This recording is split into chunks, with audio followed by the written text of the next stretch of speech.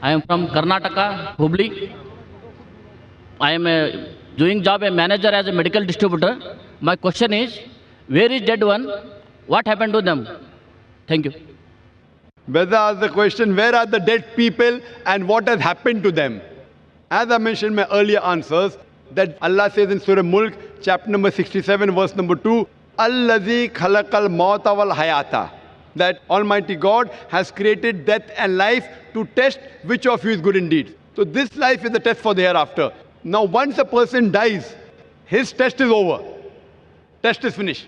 But the results of all the human beings, from the first human being on the face of the earth, from Adam, peace be upon him, till all of us that are living, as well as till the last human being going to live, all will be resurrected on the day of judgment. And the results will be declared together. You know how we have, for example, here we have voting.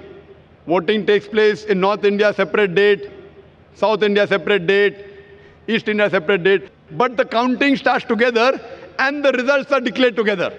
So similarly here, this test has taken place, but the Malik Yawmuddin, he is the master of the day of judgment. The day of judgment will be together.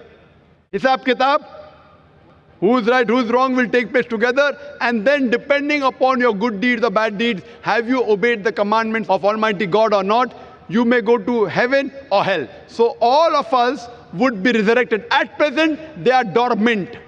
Dormant, that means they have died, but they'll be resurrected. Almighty God will give them life again on the day of judgment. So all the human beings will be resurrected, and on the day of judgment, Allah says in the Quran, that no one would object to the justice of Almighty God. Because our organs will be our witness, our eyes will give witness, our hands will give witness about ourselves.